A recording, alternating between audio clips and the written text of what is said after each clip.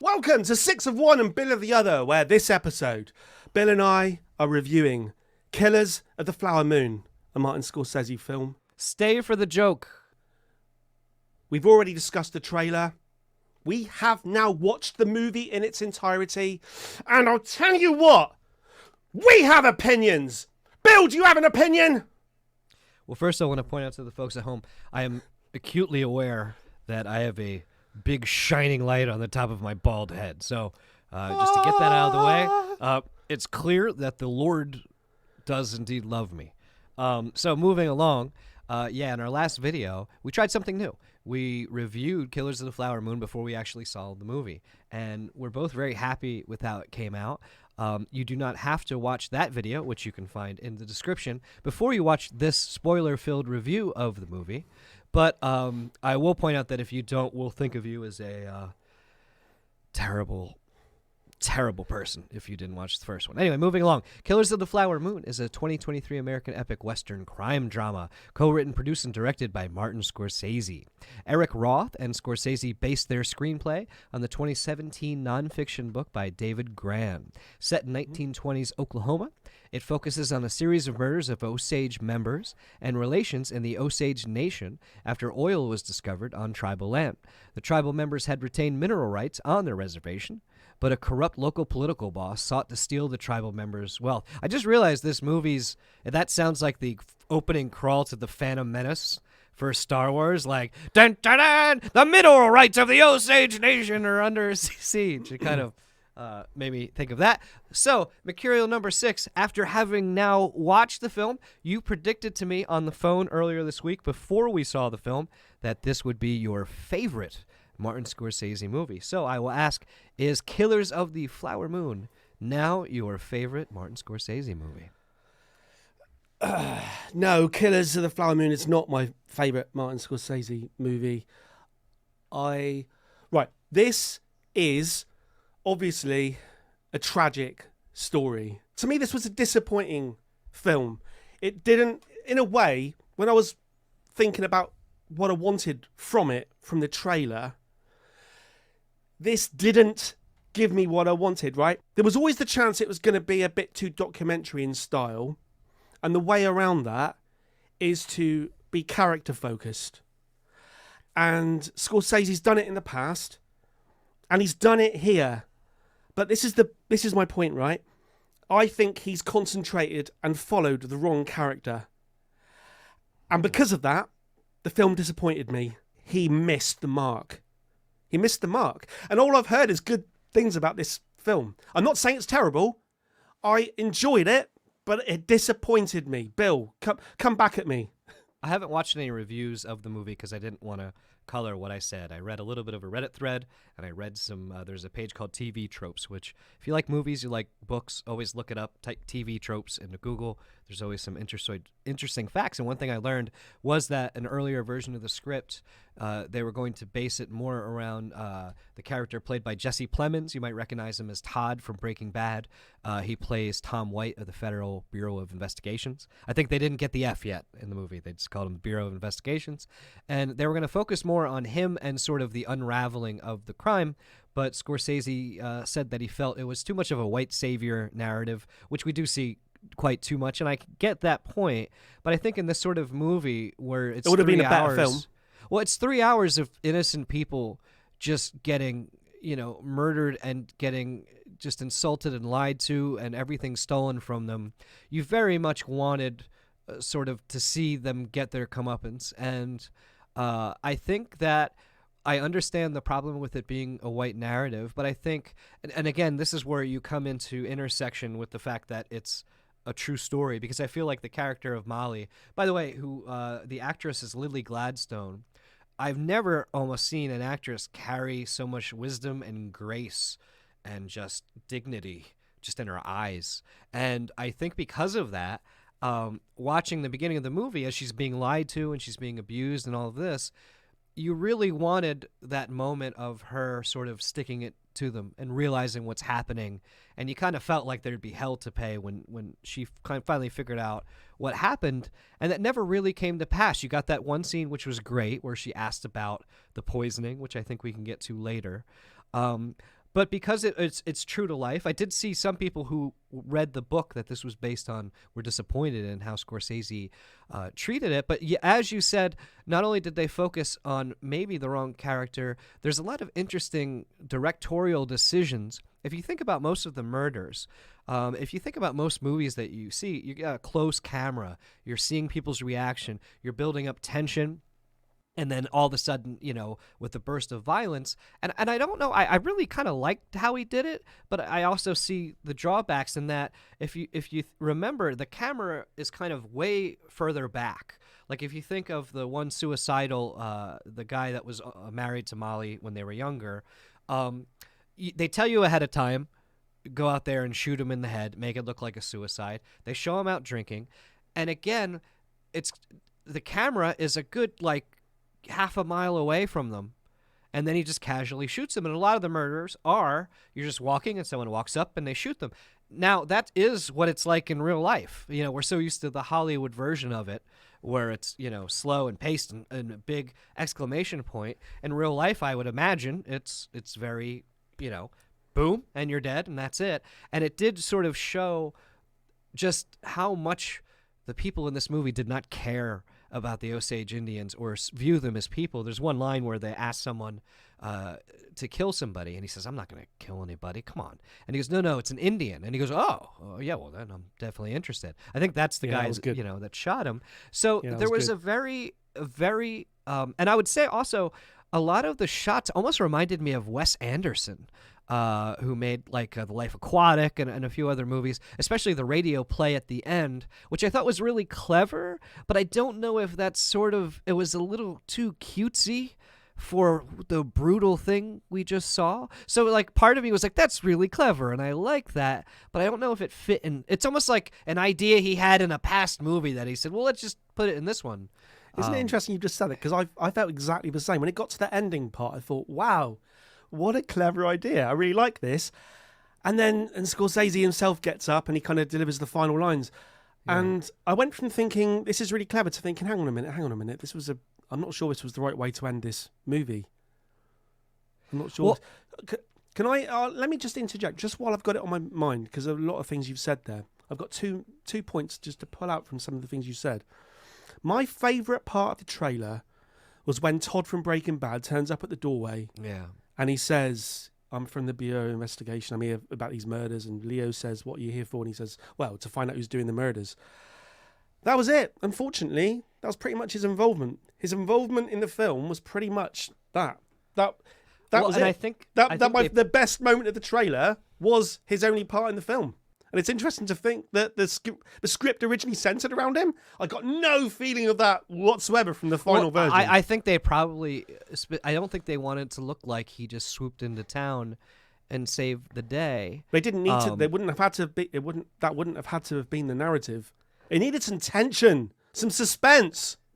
Well, yes, Robert De Niro is only 1/4 Italian. This is absolutely true. You can look it up, and. I don't know if you knew that. Did you know what Robert De Niro's what his name was before he changed it to De Niro? I don't. Robert Winterbottom.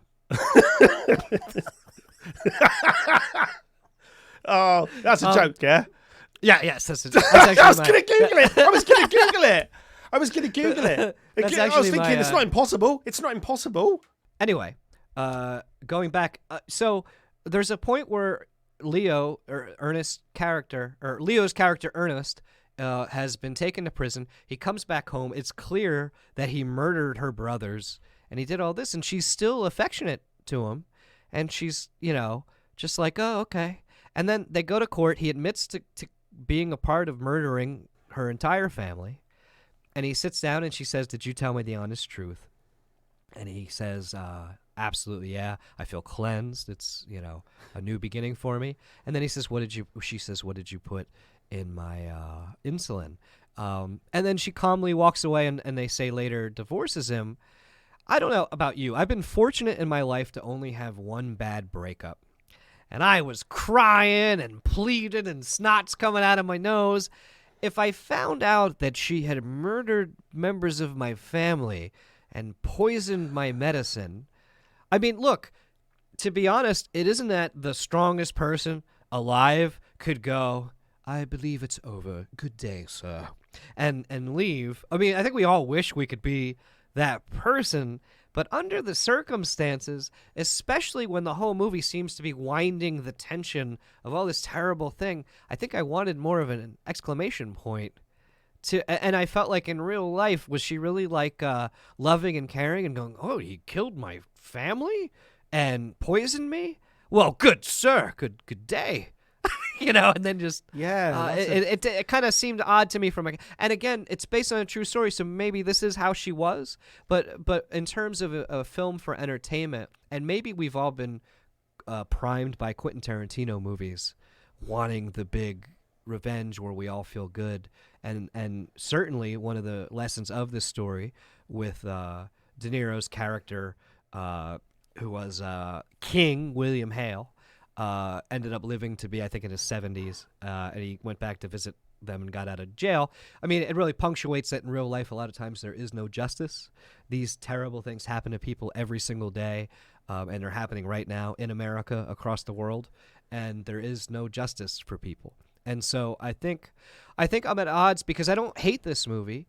It's sort of, I made a comment last week, you get pissed at Radiohead when they just make a great album and not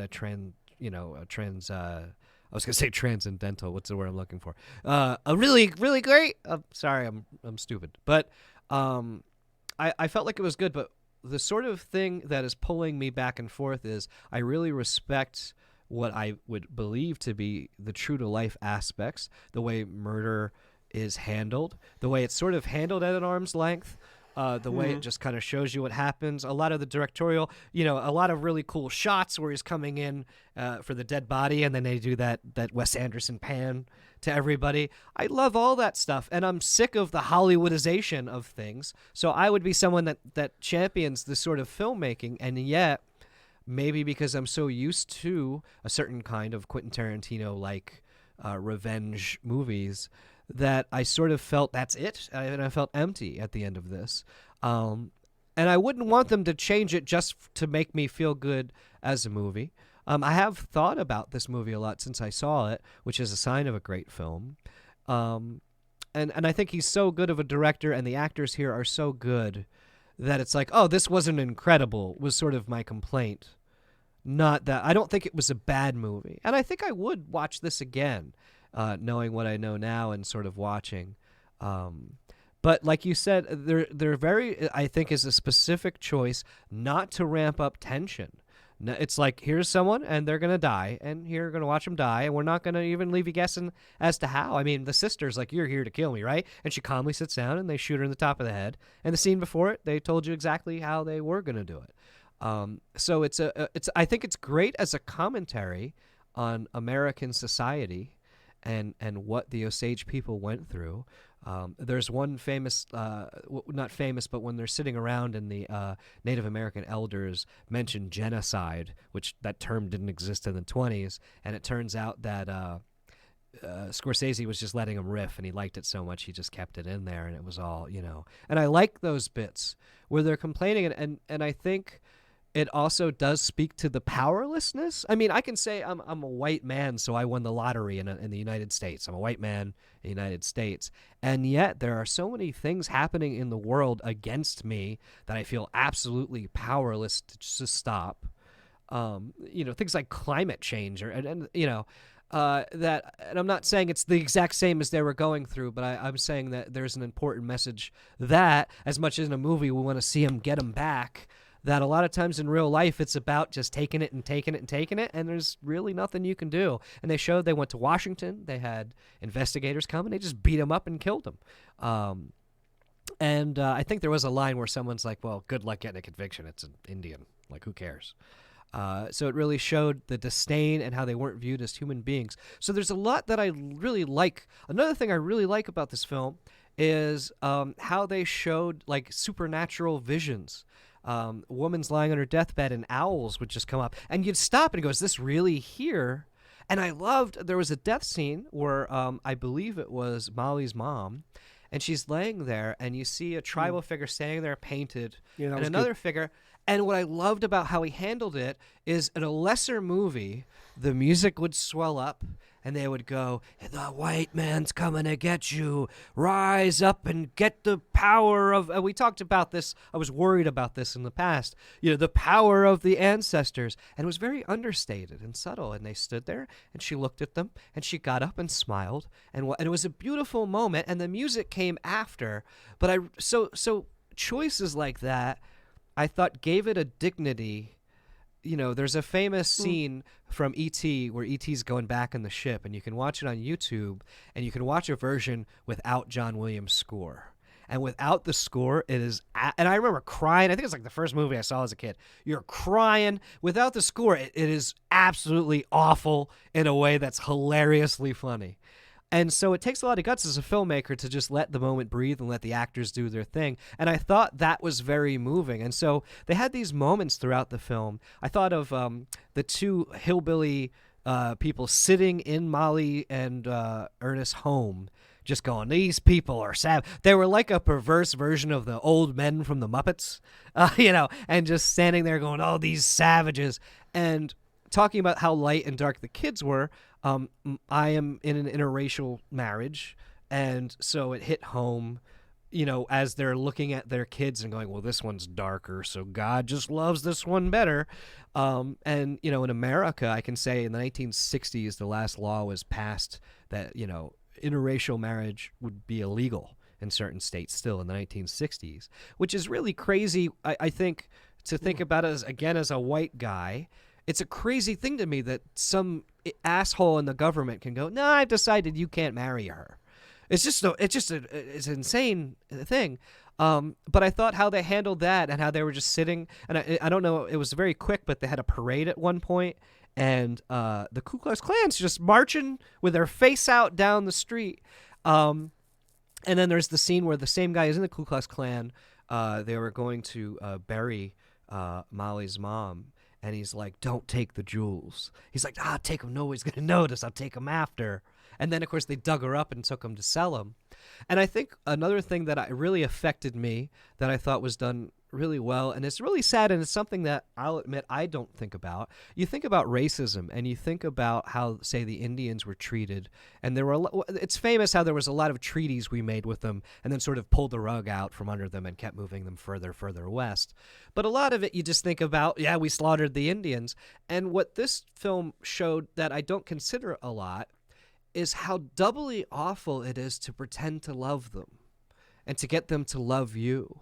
And to kind of come in, these people let them in their homes and into their families, and they trusted them completely, implicitly.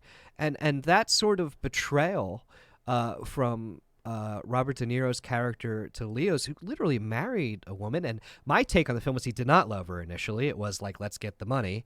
And then I just can't fathom killing my wife's family and then poisoning her and it's like the act itself, but then looking them in the eye, comforting. He had children with him, and I'm a parent, and that's just absolutely insane to me. I remember there was a time when I was younger, and I won't go into where or when, but there was a person I knew, and we had black friends that would hang around, and they were really nice to them. And you would think that they were just all buddies. And I remember one time they left for whatever reason, and this guy turned into the worst caricature of a Southern racist you ever heard in your life.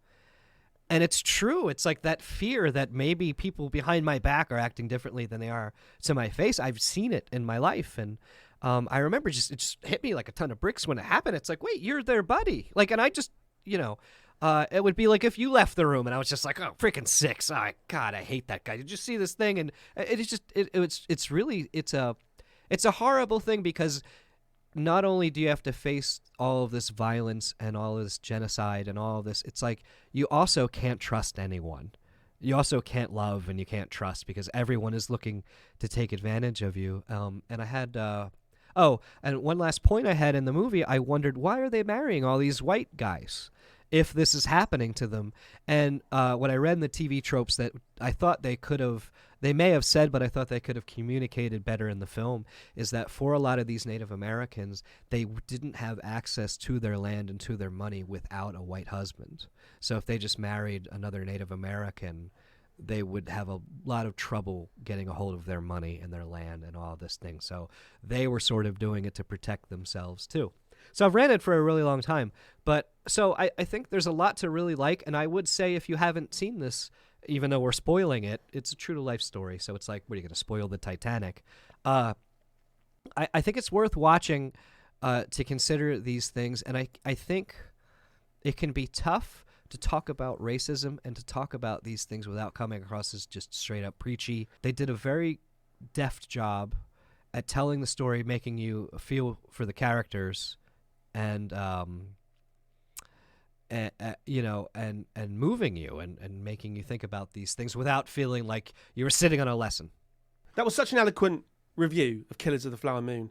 You got so much from it. I liked it. I just thought it should either be bigger, a bigger film. It's got a $200 million budget. It could have been bigger. It could have really emphasised that it wasn't just Bill Hale. It wasn't just Leonardo DiCaprio. It wasn't just a few white people. It was almost a conspiracy to the very top, through the government ranks, all the way up to the president, maybe. It was the way that the people were treated. He went the other way, I thought, more of a character study. And I thought the film could have been a little bit smaller, a little bit more intimate. And like I said at the beginning, I just didn't really think it concentrated on the correct character. Well, I think let's get down to brass tacks here. Because you've done the review. You've done the review and it was brilliant. So let's random points. Oh, thank you. I think I don't think either of us will be asked to do a toothpaste commercial. But what did you think of Leo DiCaprio's teeth in this movie?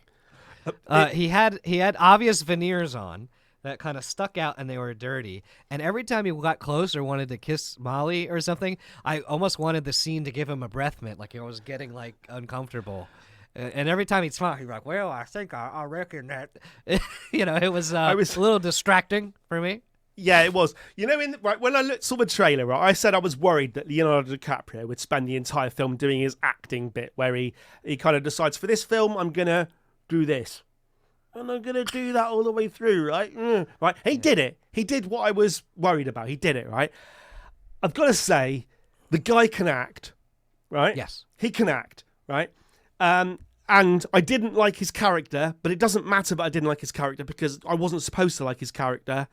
So you could say that it succeeded in that respect. I mean, we've got a guy here who he reads a book like I read a book when I don't want to read a book.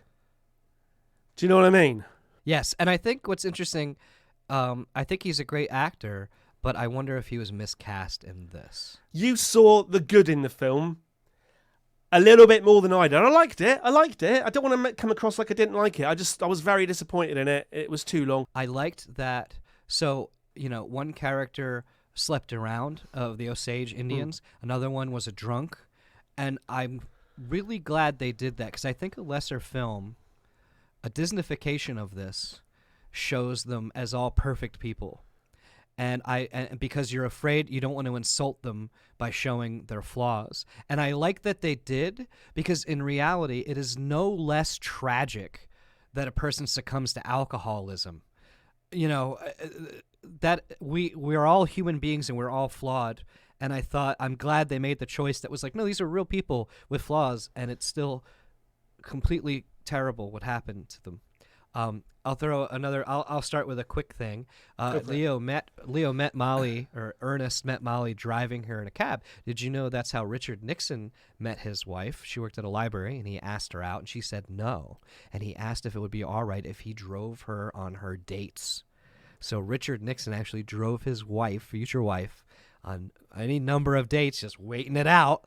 And I guess eventually she got older and finally relented to old Dick Nixon. And I just wonder if she was.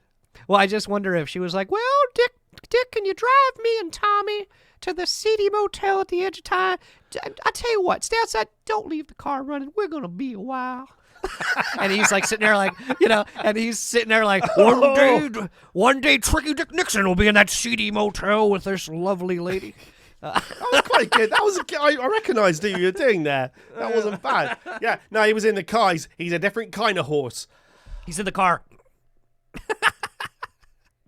I mean, when it comes to the plot line defining the Ernest character, I thought he was right. We were thinking, right, from watching the trailer.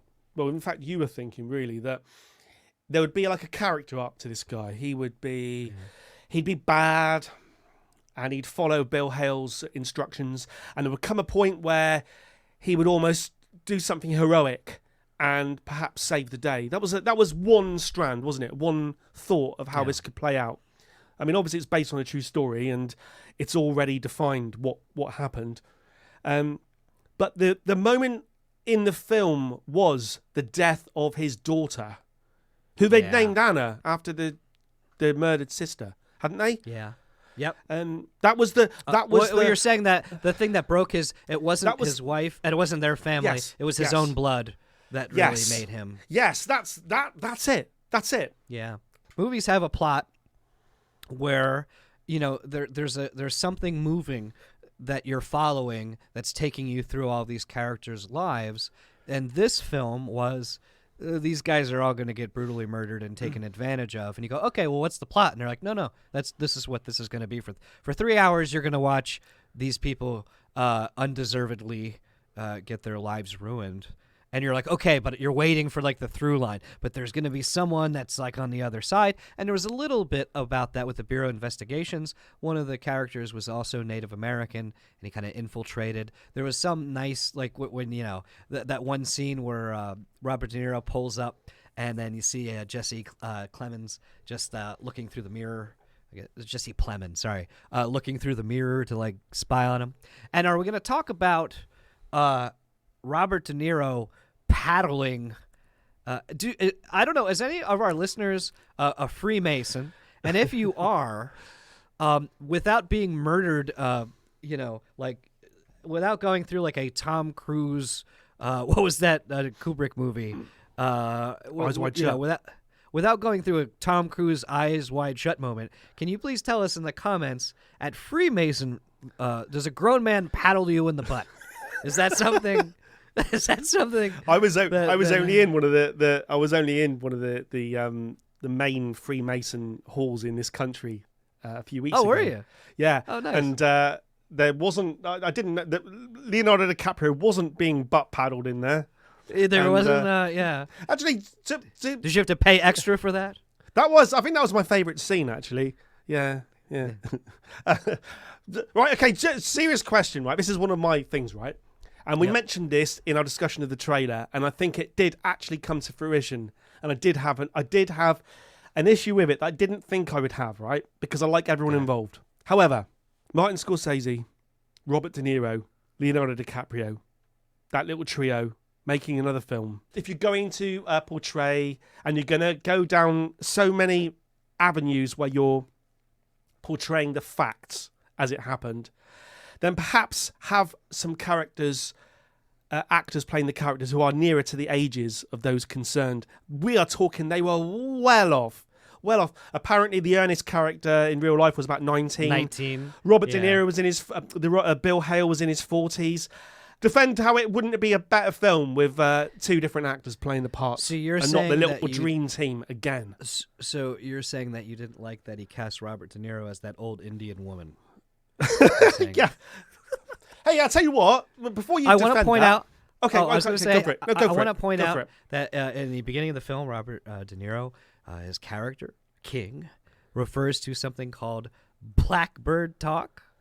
He said, "Down them Indians." He's like, they're very wise. So when they when they're quiet, they don't talk much. Don't fill up that space with that blackbird talk. And it was like go cheep, cheep, cheep, cheep, cheep, cheep, cheep, cheep.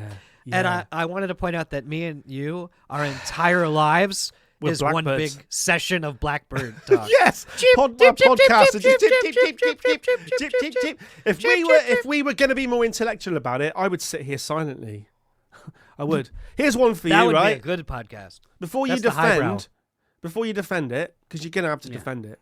Yeah. Because the world loves this film, right? You're going to have to defend that casting choice, right? Here's one for you. Lily Gladstone, right?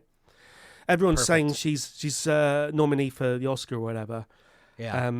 Right? I think as Molly, she was given very little to work with. Yes, I wish they gave her more. I agree I completely. don't quite get it. Now, let's be positive. She was great. Well, and I hope we kind see of her... magnetic persona. No, she performance. had a grace about her, and I hope we see her in other films. I hope it's not like, oh, she's nice Indian woman, and then we leave her. Like, I hope she gets more work. When she was on screen, she was brilliant, but that's not the point. This is a film that followed the wrong character. You know, I agree. I think that she did have, it was almost not quite the same performance-wise, but that Heath Ledger Dark Knight thing, where every time she's on the screen, there's something magnetic about her. And I think she just had this wisdom, grace, and dignity just about her whole presence that you wanted them to give her more to do. I'd have done more with her. I think Robert De Niro was just fine where he was. I think he played the role perfectly. Yeah, I believed that's him. true. I believe, you know, there was that one line where, you know, he's like, if anybody knows anything about the murder, $1,000, you come to me first. I was like, God damn, it's cold. But he played that perfectly. I think Leonardo DiCaprio, and for the record, I am a big fan of his. I usually will watch most movies he is in. I think he's a phenomenal actor. I think he acted well in this, but I think I would have liked to see a kid I didn't know. But it's hard to say. Maybe that he wouldn't, because Leo did a lot with a little too and carried it, his share. But I would have liked to see someone else. I would like to see a more expanded role for, I always have to look at his name, Todd from Breaking Bad, Jesse Plemons. I did want to see him have more of a role in the film. But so casting-wise, I would say Leo. And he didn't do a bad job by any stretch of the imagination. We all know he's a gifted actor. I just felt for this particular role, I didn't buy him as an idiot redneck because I think we know how bright he is and how, you know, and you know, goofy teeth or not, it just didn't quite jive with me. And I would have liked to see someone I didn't know and I didn't recognize try that out. And I think I also agree with your larger point that I think the film would have done better to be told from either one other person's perspective, like the detective, or maybe really get into, because we got sort of tastes of the sister and of I don't even know their names to show how much they're, you know, Anna and the brother, the one that almost married Molly, the alcoholic. I would have liked to stay with them a little more and maybe really flesh out their scene. So I think you have a point there. But I will say some of the decisions that they made, like I said, staying back from the characters, not to repeat myself, but the way they filmed it and they made a particular decision. It was intentional, not to get into their lives, to show them at an arm's length.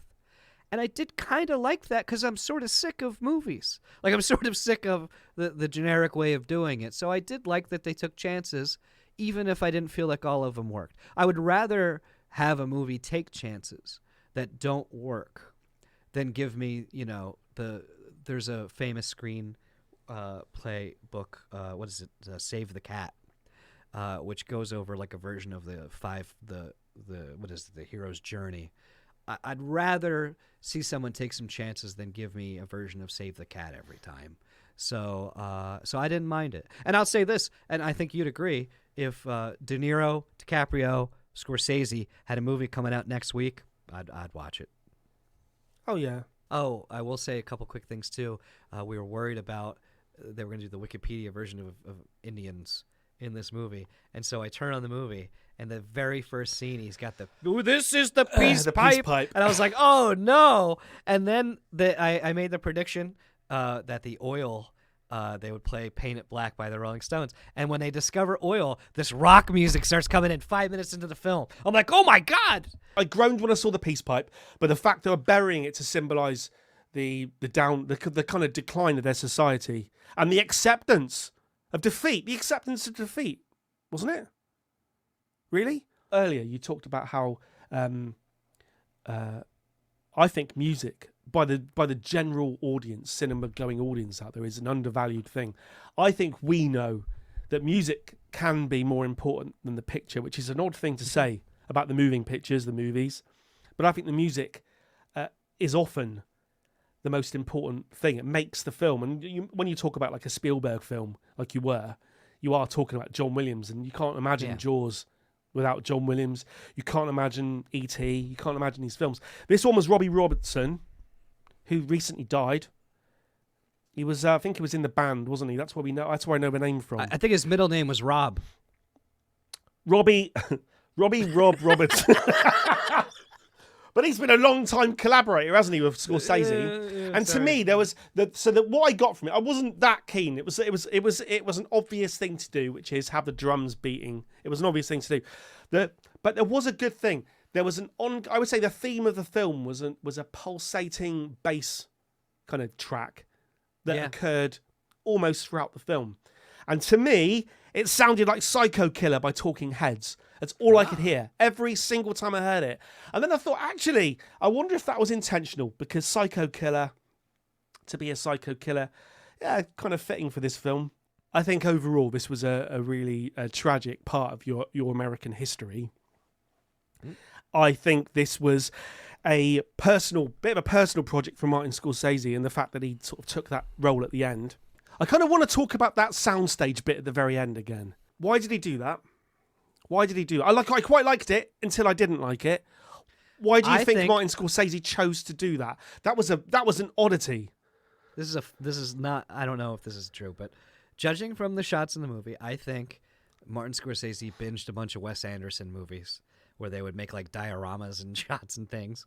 And I think at the end of this, the other filmmaker was like, "Well, Marty," I guess they're old men probably. I'm assuming they're smoking pipes, and he's going, "Well, Marty, I think we just have at the end of the film, we just have we just have the postscript come up in black and tell them what happened to everybody." And Marty's like, "Well, I've been watching this kid, Wes Anderson, and I think we could do something a little more creative with it." And then I think you might. I'm gonna regret doing these impressions. I'm gonna listen to this podcast. That was great. I knew exactly who you were doing. Why did I do that? I think you're right. I think you're right. And then I think for the last one, he was like, and then we'll have John Goodman do. And they're like, "Marty, why don't you do the last one?" He goes, no. Come on, Marty. Just come on, guys. No. No. Oh, didn't you think there's a detective? He's just a local sheriff. He's barely in it. He's a big, heavy-set guy with white hair and a mustache. Yeah. I kept going, "Oh, my God, is that John Goodman?" And then I look close and go, "Oh, no, it's not." But every time, then I go, "Wait a minute, maybe it is." But I was like, they got John Goodman to play the sheriff? And it wasn't. What did you think about the fact that towards the very end of the film, Brendan Fraser and John Lithgow turn up for a few seconds? Well, yeah, and a lot of people gave Brendan Fraser shit, apparently. I thought he was perfect. No, I thought he was good. In the 1930s, he seemed too, like, in your face. But that was, if you ever watched the 1930s like in real life. Yeah. Well, you watch the 1930s movie. Yeah, you see, you copper. Like, I just think it fit right in. And I thought Jonathan Lithgow was great. And I think that's just great. Scorsese's such a great filmmaker that he can get, these huge actors to play bit parts. And I liked them both. And yeah. Underused. I liked the way he threatened him. "What are you, some kind of a dumb idiot, you kid?" I forget what he said to him. When they took Leo after he said he would testify for the government, they did a Tucker Carlson to him. They took him to a room in Fox News, and all the Russians were like, "Listen, who you need to trust. You remember the man who befriended all the people and betrayed their trust at the slightest inconvenience for personal gain? That is who you must put your faith in." And then he's like, "Really?" And then they're like, "Buy gold," and they have commercials and stuff. It was like, It reminded me of like my dad in the early 2000s when cable news and Fox came out. I've decided I'm for Yeah. Why was Molly dressed as Michael Jackson at her wedding? Genuine question. Killer. Danny Mo, Danny Mo. Such a difficult review to do, this one, because you're talking about a terrible time. You're talking about mass murder, and it's almost like it's beyond criticism because of the events and the historical nature. You can only give it positives. What can be funny about that is like it's literally like, hey Bill, you remember that lady that they killed her family and poisoned her, stole all her land, and killed all of her values and left a cratering black hole where her heart used to be? Did you see what she was wearing? Sorry, ridiculous. That's ridiculous. Shit. Yeah, you're right. I'll edit that out. No, don't edit it out. Don't edit it out. It's funny. I mean, it's a film, and you're not critiquing the actual person this happened to. There was another film to be made from this book, Killers of the Flower Moon, and it's a film that makes me feel more than I felt. I've cried, right? I'm a crier at films, right? I do cry at films. You can tug my heartstrings really easily. I will cry. Especially the Adam Sandler ones. Yeah. Especially, I think like There's Something About Mary, films like that. No. But I cry. And at this one, I was a bit like, I'm sorry. I don't know. I picture you in front of the TV going, Yes. Multiple murders. Greed of the highest order. No tension. Yes, it's an historical event. Yes, but not everybody knows what happened. I didn't know what happened. There should have been intrigue, suspense. You could have followed the Osage more than you followed the white people. It could have been, oh my God, what's happening? But there wasn't. It was so matter of fact that it left me just sitting there. And at the end, I did go, ugh. I should be crying my eyes out. I'm going to put the joke on in about 15 seconds from now. So thank you very much for watching. I liked the film slightly less than Bill liked it, but overall I think we both did like it. Right, until next time, stay for the joke. Stay for the joke. And Psycho Killer, qu'est-ce que c'est? This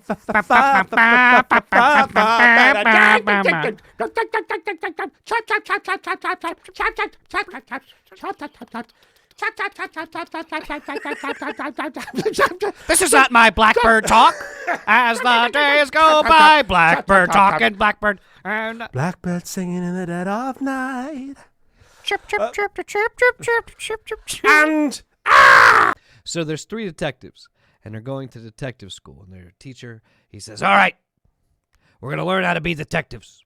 I'm going to show you each a photo for 30 seconds, and I need you to surmise what you can tell me about the suspect by looking at it for 30 seconds. So they say, all right. And so he goes, Jimmy, you're up first. He goes, he shows Jimmy the photo, and Jimmy goes, sir, right away, this man has one ear. And the detective goes, Jimmy, it's a side profile. Just because you can't see his other ear doesn't mean he doesn't. Jesus Christ. All right, Joe, you're up next. And so Joe goes, all right. And he shows Joe the photo. And Joe goes, I surmise by looking at this photo, boss, the suspect clearly has one eye. And the boss goes, did you hear what I just said to Jimmy? It's a side profile shot. It's side profile. Just because you can't see his other eye does not mean he doesn't have one. Judy, there's all J's in this class if you haven't caught it. Judy, you're up next. And I'm telling you, I'm pissed, Judy. Don't piss me off. I want you to be a serious detective. Look at this photo. Tell me what you see. So Judy looks at the photo and she goes, well, boss, looking at this photo, I think the suspect wears contact lenses. Guy looks at his laptop. He goes, That is absolutely correct, Judy. The suspect does wear contact lenses. How did you use your detective skills to figure that out? And Judy says, well, clearly the man has one ear and one eye, so I figured he could never hold his glasses on his face.